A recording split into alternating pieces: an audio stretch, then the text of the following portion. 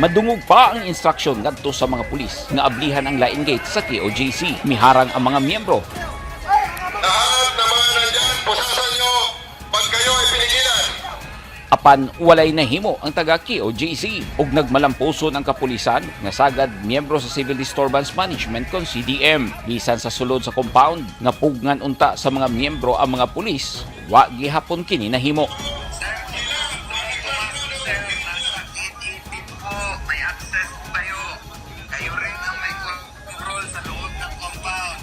Para sa taga KOJC, laing harassment kini gikan sa mga pulis. Taktika aron samukon ang mga miyembro ug aron gawas nun ang kapulisan sa mga butang nga ilang isulod sa compound. Gipasabot sa taga KOJC, abli ang Gate to Kingdom ug gawas nun ang mga pulis nga mosulod gawas ug moagi sa scanning ang mga butang nga ipasulod sa mga pulis. Sa FB post ni Attorney Israelito Torion, ang legal counsel sa KOJC, gisulti niini hapit pa arestuhon sa mga pulis ang iyang associates nga si Attorney Adrian Pajaro.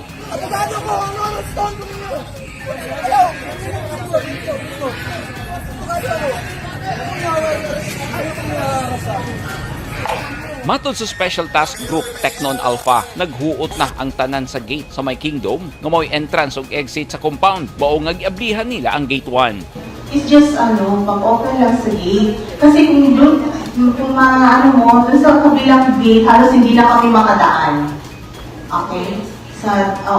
Di ba sa kabilang gate, halos hindi na kami makadaan. So, we requested na i-open yung kabilang pang gate. And then, control naman ang entrance and exit, sila pa rin naman. Okay? In-open lang natin yung gate. Ang gikahadlukan sa taga KOJC kung adunay ipasulod ang mga pulis sa compound ng mga ebidensya aron samot silang maduot. Giklaro sa kapulisan na kontrolado gihapon sa taga KOJC ang gate sa compound, hilabi na ang gipangablihan.